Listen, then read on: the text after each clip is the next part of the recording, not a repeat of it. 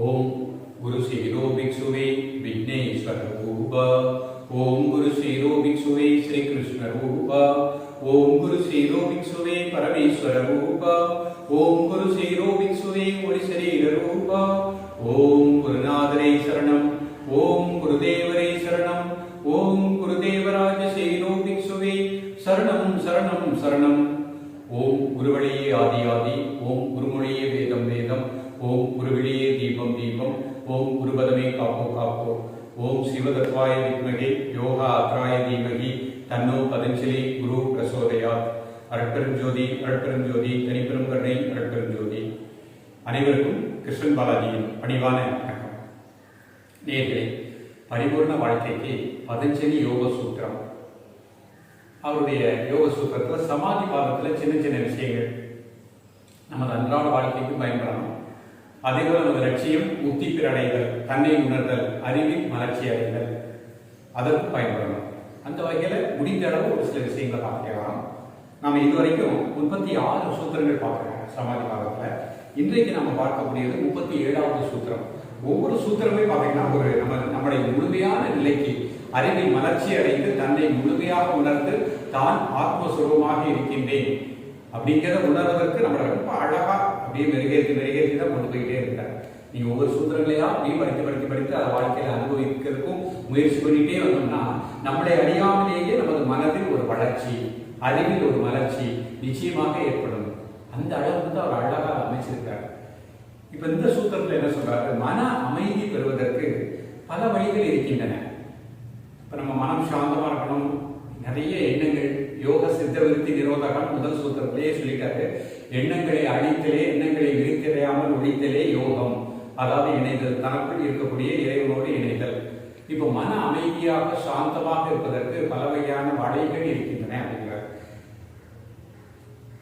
மனம் ஒரு கடுகு பொட்டலத்துக்கு போன்றது அப்படிங்கிறது ராமகிருஷ்ண பரமஹம்சருடைய கூற்று. ஒரு கிலோ கடுகு பொட்டலத்தை நம்ம பொட்டலமா போட்டு வச்சிருந்தோம்னா ரொம்ப ஜாக்கிரதையா கையாளணும். அது அப்படியே பொட்டலமா கொண்டு போய் வீட்டில் சேர்த்தா தான் கரெக்டா இருக்கும். அது கீழே விழுந்து செதறிச்சு அப்படின்னா, கடுகு செதறி 4 பக்கம் போச்சுன்னா மீண்டும் அதை ஒன்றாக ஆக்குவது மிக கடினம். மனமும் சிதறிவிட்ட மனதை மீண்டும் ஒன்று சேர்ப்பது கடினம். மனதை நாம் வந்து சிதற விட்டுறக்கூடாது. விட்டுட்டதுக்கு அப்புறம் நம்ம யோசிக்க கூடாது. எப்படி கடுகு போட்டதை பத்திரமா கொண்டு நம்ம வீட்டில் சேர்க்கின்றோமோ அதுக்கப்புறம் அதை சமையல் யூஸ் பண்ணி சாப்பிட்டாங்க. அதாவது மனதை எண்ணங்களை சிதற விடாமல், எண்ணங்களை விருத்தி அடைய விடாமல் காப்பது நமது கடமை அப்படிங்கிறார். பொதுவாக நம் மனம் மீது நமக்கே நம்பிக்கை இருக்கிறது இல்லை. நம்முடைய மனசு மேல நமக்கே நம்பிக்கை இருக்கிறது. அது உண்மைதானே?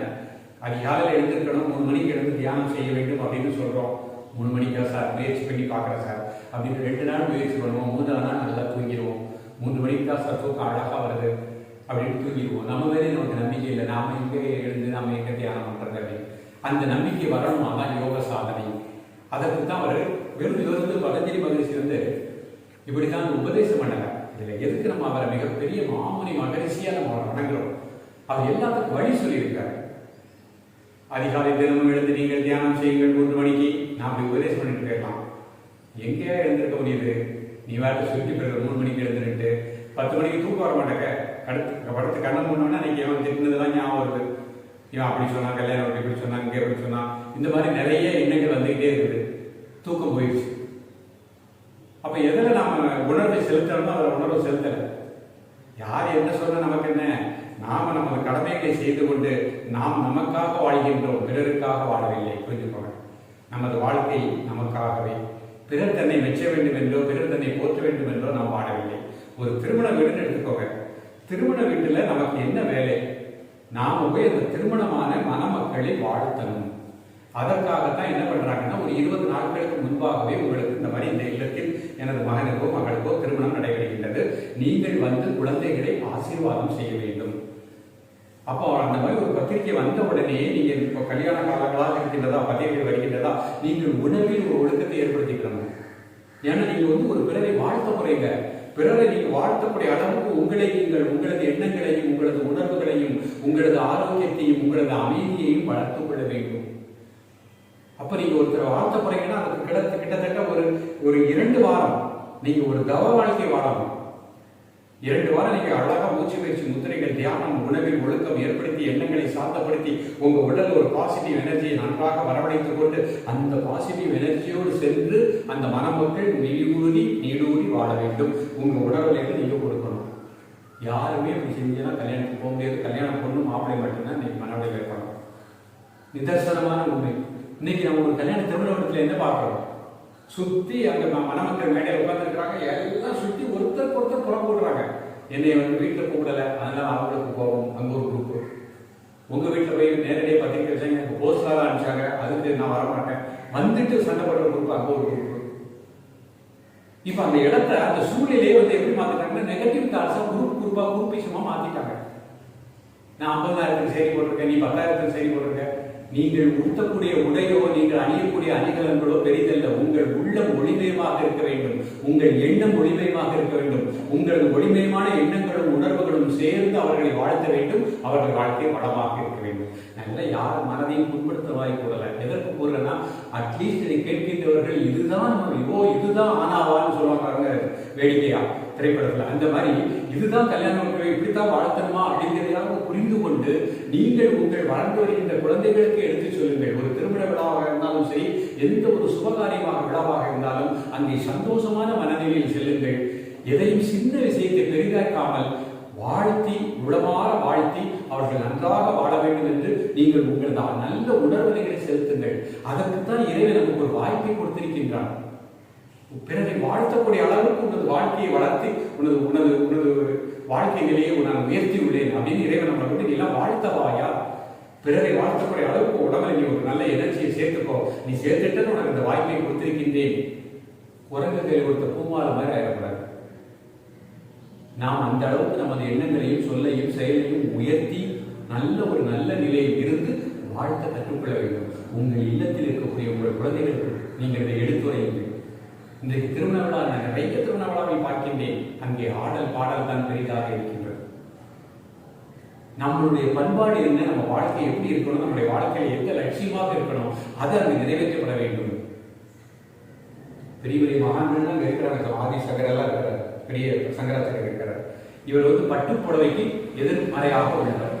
பட்டு புடவையே கட்டக்கூடாது அப்படிங்கிறதுல மிக மிக கடினமான ஒரு உண்மையான நிலையை எடுத்துக்கூடியவர். காரணம், பல உங்களுக்கு தெரியும் எத்தனை பூச்சிகளை அதை அவித்து அதிலிருந்து செய்யக்கூடிய அந்த பட்டு ஆடையை உடுத்தி திருமணம் செய்யக்கூடாது என்பது மகாபலியருடைய கூற்று.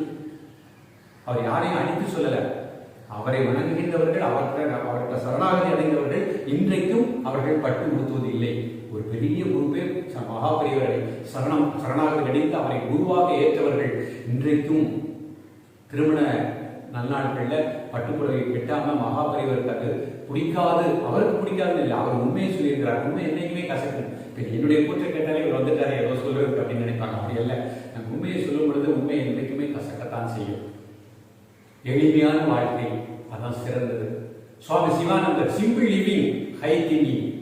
நீ அடையக்கூடிய என்னென்ன காமிகமான ஆடை அலங்காரங்களில் உனது கௌரவம் இல்லை, உனது எண்ணத்தில் தான் கௌரவம் இருக்கின்றது. உனது எண்ணம் உயர்ந்த எண்ணமாக இருக்கணும். சிம்பிள் லிவிங், எளிமையான வாழ்க்கை வாழ, உயர்ந்த எண்ணத்தோடு வாழ. எனது வாழ்க்கை பிறருக்கு பயனுள்ளதாக இருக்கணும், எனது சொல் பிறருக்கு பயனுள்ளதாக இருக்கணும், எனது செயல் பிறருக்கு பயனுள்ளதாக இருக்கணும். அதற்காகத்தான் இந்த பிரபஞ்சத்திலே மனித பிறகு எடுத்து வந்திருக்கின்றேன். அதை இன்னைக்கு ஆள் மனதில் வச்சுக்கோங்க. மீண்டும் மீண்டும் நம்ம சொல்லிக்கிட்டே இருக்கணும். ஆணவம் ஆணவம் அப்படிங்கிறது பேராசை. அந்த ஆணவம் வருகின்ற பொழுது அறிவை மங்கிவிடும். ஆணவம் இல்லாம வாழணும்னா எப்பொழுதுமே மனதில் ஆழ் மனதில் simple living high thinking, simple living high thinking. எளிமையாக வாழணும், உயர்ந்த எண்ணத்தோடு வாழணும். மிக மிக எளிமையாக வாழணும், உயர்ந்த எண்ணத்தோடு வாழணும். என்னை பற்றி மற்றவர்கள் என்ன கூறினாலும் அதை பற்றி கவலை இல்லை. எனது சொல், எனது செயல், எனது எண்ணம், சொல், செயல் மற்றவர்களுக்கு எப்பொழுதுமே சாந்தத்தையும் அமைதியையும் கொடுக்கணும். அதுதான் நம்ம ஆழ் மனதில் இருக்கணும். இதுதான் ஆன்மீகம். ஆகையினால் தான் ஆன்மீகத்துக்கு வருவது இல்லை யாருமே. யார் சிம்பிள் லிவிங் ஹை திங்கிங் சொல்லிட்டு இருக்கிறாங்க அப்படின்ட்டு மேக்சிமம் வர்றதில்லை. ஆனால் நீங்கள் உள்ளே இறங்கி அந்த சிம்பிள் லிவிங் ஹை திங்கிங் வாழணும்னு நம்ம நினைத்தாலே போல நமக்கு அமைதி அவ்வளவு சாந்த சுகமாக நமது வாழ்க்கை அமையும். ஆகினால்தான் மன அமைதி பெறுவதற்கு பல வழிகள் இருக்கின்றன. இந்த பல வழிகளில் மிக அற்புதமான ஒரு வழி அவர் சொல்றார். மகான்களின் மனதை மற்றவர்களின் மனதை சிந்தனை செய்து தியானிப்பதாகும். இப்படி சிந்தனை செய்யும் பொழுது நமது மனதில் உள்ள தீய பதிவுகள் மறைகின்றன. பெரிய பெரிய மகான்களுடைய கொள்கைகள், அவர்கள் எழுதிய புத்தகங்கள், அவர்கள் வாழ்க்கை சரித்திரத்தை நம்ம சிந்தனை பண்ணலாம். இப்ப எனது குரு சத்குரு சிரோ பிக்ஷு எத்தனையோ அவர்களுக்கு குருவாக இருக்கிறார். அந்த சத்குரு சிரோ பிக்ஷு அவருடைய வாழ்க்கை சிம்பிள் லிவிங் ஹை திங்கிங். நான் அவர்கிட்ட இருந்துதான் இந்த கலைகளெல்லாம் கற்றுக்கிட்டேன். அவருடைய பரிபூர்ண ஆசீர்வாதத்தினால்தான் இன்றைக்கு வளமாக நலமாக இருக்கின்றேன். ஆனால் நான் வந்து சிம்பிள் லிவிங் ஹை திங்கிங்லாம் இல்லை. இப்போ இருக்கக்கூடிய காலகட்டத்துக்கு ஏற்பதான் வாழ்ந்துகிட்டு இருக்கிறேன். இன்னும் அதை நோக்கி சென்று கொண்டிருக்கின்றேன். உண்மை அதுதானே. அவருடைய சீடனோடு நான் வந்து சிம்பிள் லிவிங்காக இருக்கிற ஹை திங்கிங்ல அதை நோக்கி பயணிக்க முயற்சி பண்ணிக்கிட்டு இருக்கிறேன். அந்த முயற்சி நிச்சயமாக வெற்றி அடையும். அதுக்கு ஒரு காலகட்டம் இருக்கின்றது. அந்த காலகட்டத்தில் நிச்சயமாக நான் அந்த நிலைக்கு நிச்சயமாக வருவேன். அதான் எனக்கு லட்சியம். என் குரு காட்டிய வழியில் வாழ வேண்டும். அவர் எப்படி வாழ்ந்தாரோ அவருடைய வாழ்க்கை, அவருடைய எண்ணம், சொல், செயல் அனைத்துமே இந்த யோக கலைகள் மக்களுக்கு சென்றடைய வேண்டும். முதல்ல மனுஷனுக்கு ஆரோக்கியம் கிடைக்கட்டும்பா. இந்த உடல் ஆரோக்கியமா இருப்பதற்கு ஆசனங்களை செய்யட்டும். யோகாசனங்களை மக்களுக்கு எப்படியாவது எளிமைப்படுத்தி எடுத்துக்கொடு. இதற்காகவே தன்னை முழுமையாக அர்ப்பணித்த அற்புதமான மகான். எந்த ஒரு வித்தவுட் எனி எக்ஸ்பெக்டேஷன், எந்த எதிர்பார்ப்பும் கிடையாது. அவர் காலத்தில் டிவி கிடையாது, யூடியூப் கிடையாது, எந்த ஒரு இதுவுமே கிடையாது. வெறும் பத்திரிகை மட்டும்தான் உண்டு. அப்படிப்பட்ட காலகட்டத்தில் ஒவ்வொரு இல்லமும் சென்று இந்த கலைகளை மக்களுக்கு எடுத்துரைத்து ஒவ்வொரு மனிதனும் வளமாக வாழ வேண்டும். இந்த ஆசனத்தை எப்படியாவது மக்களுக்கு பயிற்றுவிக்க வேண்டும். குறிப்பாக பள்ளி மாணவ செல்வங்களுக்கு பயிற்றுவித்தாங்க. காலையில் 3 மணிக்கு எழுந்துருவாங்க, 2:30 மணிக்கெல்லாம் எழுந்து தவத்தில் உட்காந்துருவாங்க. கண்களை மூடி உலக மக்கள் அனைவரும் நலமாக வளமாக வாழ வேண்டும். குருவாயூரப்பனை சிந்தனையை நினைத்து முதல்ல பக்தி யோகம், அப்புறம் அந்த பக்தி யோகமே ஞான யோகமாக மாறி அந்த ஜோதி பிளவாக இறைவனை வழிபட்டு உலகெங்கும் அமைதி ஏற்படட்டும். அந்த தவத்தில் அப்படியே இருப்பாங்க அதிகாலையில். அப்புறம் அந்த உடலுக்கு செய்யக்கூடிய எல்லா ஆசன பயிற்சிகள் எல்லாம் பண்ணிடுவாங்க, மூச்சு பயிற்சி பண்ணிடுவாங்க. அதுக்கப்புறம் குளித்து பூஜைகளை முடித்துருவாங்க. பூஜைகளை முடித்தவுடனே அவர்கள் ரிட்டையர்ட் ஆகி 70 வயதுக்கு மேலும் பள்ளிக்கு சென்று பள்ளி குழந்தைகளுக்கு யோகா பயிற்சிகளை அழகாக கற்றுக் கொடுப்பார்கள். தனக்கு தெரிந்த சுற்றத்தார்கள் யாருக்கு உடலில் எந்த நோய் இருந்தாலும் உடனே சென்று அவர்களுக்கு இந்த பயிற்சிகளை பண்ணுங்க, மூச்சு பயிற்சி பண்ணுங்க, இந்த எளிமையான யோகாசனங்களை செய்யுங்கள். அவர்களுக்கு அழகாக இலவசமாக பயிற்றுவிப்பார்கள். முழுக்க இறை சிந்தனையில் இருப்பாங்க. கலை எப்படி மக்களுக்கு போகணும், அதற்காகவே பதஞ்சலி யோக கேந்திரம் அப்படிங்கிற மதுரையில் ஆரம்பித்தார்கள். அவர்கள் சிந்தனை முழுக்க அதே இருக்கும். எப்பொழுது வீட்டில் இருந்தாலும் சரி, உலக மக்களுக்கு இந்த கலையை எப்படி எடுத்து செல்வது, எவ்வாறு இன்னும் எளிமைப்படுத்தி மக்களுக்கு எப்படி கொடுப்பது, இதுதான் அவர்களுடைய சிந்தனையாக இருந்தது. அப்ப நான் அவரை பார்க்கின்ற பொழுது அவரிடமிருந்து நாமும் இந்த கலைகளை மக்களுக்கு எப்படியாவது எடுத்து செல்ல வேண்டும், எடுத்து கொடுக்க வேண்டும். இன்றைக்கு இந்த வீடியோக்கள் வருகின்ற பொழுது இதன் மூலமாக மக்களுக்கு சென்றடைகிறது. அவர் கொடுத்த ஒரு அனுகிரகம். அவரிடம் கற்ற நான் பாடத்தினால் தான் இன்றைக்கு இந்த இடத்தில் அமர்ந்து உங்களுக்கு இதை நான் சொல்லிக் கொண்டிருக்கின்றேன். அப்போ மனதை அமைதி பெற செய்வதற்கு மகான்களுடைய வாழ்க்கை சரித்திரத்தை பார்த்தாலே போதும், நமக்கு மனம் அமைதியாகும். இப்படிப்பட்ட ஒரு மகான், உடலுக்கு ஒரு மருந்து நல்ல உழைப்பு யோகாசனம், உள்ளத்திற்கு ஒரு மருந்து நல்ல நினைப்பு தியானம், இது 2 அவருடைய பொன்மொழி. ஒரு மனிதன் யோகாசனத்தையும் தியானத்தையும் இடைவிடாமல் தினமும் செய்து வந்தால் அவனது உடல் ஆரோக்கியமாக இருக்கும், மனம் அமைதியாக இருக்கும், வாழ்க்கை வளமாக இருக்கும். அவனது வாழ்க்கை அவனுக்கும் பயனுள்ளதாக இருக்கும், மற்றவர்களுக்கும் பயனுள்ளதாக இருக்கும். சாதனை செய், உனது சோதனை நீங்குவதற்கு சாதனை ஒன்றே சரியான மாற்றம். சாதனை என்பது இடைவிடாமல் தினமுமே இறுதி மூச்சு வரை இந்த யோக கலைகளை பயின்று கொண்டே இருக்க வேண்டும், மற்றவர்களுக்கும் பயிற்றுவிக்க வேண்டும், ஒரு ஆசானாக உருவாக வேண்டும். அதாவது லட்சியம். அந்த லட்சியம் தான் இன்றைக்கு இப்படி சிறு சிறு கனவுகளாக நிறைவேறி கொண்டிருக்கின்றன. அப்போ ஒரு மகானுடைய சரித்திரத்தை பார்க்கும் பொழுது எனக்கு சுறுசுறுப்பு வந்துடும். எனக்கு மனச்சோர்வு ஏற்படுகின்ற பொழுது அவரை சிந்தனை செய்து பார்ப்பேன். 70 வயதில் ஒரு சோலாப்பையை போட்டுட்டு சைக்கிளில் எடுத்துக்கொண்டு அவர்கள் எப்படியெல்லாம் சுற்றுகிறார்கள். அப்போ அவர்களுக்கு அந்த வலிமை எப்படி வந்தது? பிறருக்கு சேவை செய்வதை நினைத்து ஆனந்தமாக மக்களுக்கு சேவை செய்வதை, மகானுக்கு சேவை செய்யக்கூடிய, இறைவனுக்கு சேவை செய்யக்கூடிய தொண்டு அப்படின்னு அவர்கள் எந்த அளவுக்கு உற்சாகமாக உழைத்துக் கொண்டிருந்தார்கள். அவர்கள் அப்படி அந்த காலத்தில் உழைக்கும் பொழுதே அவர்களுக்கு நிறைய கமெண்ட் வரும். ஏன்னா அந்த உலக மக்கள் வந்து என்னன்னா நல்லது செய்ய மாட்டாங்க, செய்யறவனே செய்ய விட மாட்டாங்க. அதற்காக அவங்க யாரையும் தூண்ட மாட்டாங்க. அவனுக்கு தெரிந்தது அவ்வளவுதான். அவனுக்கு ஞானம் கிடைக்கும் பொழுது உணர்ந்து கொள்ளட்டும், தனது கடமையை நாம் செய்வோம். நமது லட்சியம் இந்த கலை மக்களுக்கு சென்றடைய வேண்டும். யார் என்ன கூறினாலும் மதம் பிடித்த யானை வருகின்ற பொழுது 2 பக்கத்திலே யானை ஓடு குறைச்சிச்சுன்னா அந்த யானை பயந்து கீழே விழுந்துருமா? அதுக்கு காதலே விடாது, அந்த ஒலியே காதல விடாது. அது மதம் பிடித்துக் கொண்டு சென்று கொண்டிருக்கின்றது. அவருடைய வெறி ஒருத்தர் கூட கிட்டடிக்க முடியாது, முட்டி தள்ளிவிடும். அதேபோல் நமது லட்சியம் என்ன? இந்த கலை மக்கள் முழுவதற்கும் சென்றடைய வேண்டும். உலக மக்கள் அனைவரும் இந்த யோக கலைகளை பயில வேண்டும். எல்லோரும் வளமாக நலமாக வாழ வேண்டும். மருந்தில்லாத உலகத்தை உருவாக்க வேண்டும். மாத்திரை சாப்பிடாத உலகம் வேணும். முத்திரை தான் மாத்திரை. அந்த நிலை வேண்டும். மூச்சு பயிற்சி தான் நமக்கு மருந்து. இம்யூனிட்டி போட்டு சொல்ற பாருங்க, அந்த நோய் எதிர்பார்த்தல் கொடுக்கக்கூடிய அற்புதமான மருந்து நம்மிடமே இருக்கின்றது. இதையெல்லாம் உணர்வதற்கு, இதையெல்லாம் ஒவ்வொரு மனிதனும் உணர வேண்டும், வாழ்க்கையை கடைபிடிக்க வேண்டும். அதற்கு மகான்களுடைய வாழ்க்கையை நாம் சிந்தித்தால் மன அமைதி கிடைத்துவிடும். ரொம்ப சிம்பிளா பேசுறாங்க. எவ்வளவு மகான்கள் இருக்கிறாங்க. நான் உதாரணத்துக்கு சர்க்குரு சிவபிக்ஷு சொன்னேன். ராமகிருஷ்ண பரமஹம்சர் இருக்கிறாங்க, விவேகானந்தர் இருக்கிறாங்க, சாரதா தேவி இருக்கிறாங்க, ராமலிங்க அடிகளார் இருக்காங்க, ரமண மகர்ஷி இருக்கிறாங்க, விசிறி சுவாமியார் இருக்கிறாங்க, வல்லநாடு சாத சிவபுர சுவாமிகள், எத்தனை சித்தர்கள் வாழ்க்கை வரலாறு கொட்டி கிடக்கின்றது. அவர்களுடைய வாழ்க்கை சரித்திரங்கள் இன்றைக்கு எவ்வளவு புத்தகங்களாக இருக்கின்றன. இன்னைக்கு அதை எடுத்து பார்த்து நீங்கள் அப்படியே படித்து வருகின்ற பொழுது உங்களுக்கு மன அமைதி நிச்சயமாக கிடைக்கும். அவர்களது மனதையும் நமது மனதையும் ஒப்பிட்டு பார்க்கின்ற பொழுதுதான் எனது ஆணவம் எவ்வளவு தாண்டவம் ஆடுகின்றது அப்படிங்கிறத நான் உணர முடியும். நமக்கு ஒரு தாழ்வு மனப்பான்மை அல்ல, என்னிடம் இருக்கக்கூடிய மைனஸ் அப்பதான் நான் உணர முடியும். அப்பதான் நான் ப்ளஸ் நோக்கி போக முடியும். அப்ப எனக்கு மைனஸை பிளஸாக மாற்றக்கூடியவர்கள் ஒரு மனிதனை, தீய எண்ணங்கள் முடி இருக்கக்கூடிய ஒரு மனிதனை ஒரு நல்ல எண்ணம் உள்ள மனிதனாக மாற்றக்கூடிய ஒரு வாழ்க்கை தான் மகான்களுடைய வாழ்க்கை வரலாறு. மாமுனி பதஞ்சலி மகரிஷி அவர்கள் உலகத்தை இந்த கலைகளை மக்களுக்கு வைத்துவதற்காக அவர் தான் இந்த 4 சூத்திரத்தை சமாதிவாதம், சாதனவாதம், விபூதிவாதம், கைவல்யவாதம் 4 வாதங்களாக அழகாக எடுத்துரைத்திருக்கின்றார்கள். அதுக்கு அவர் எவ்வளவு தியாகம் பண்ணியிருக்காங்க.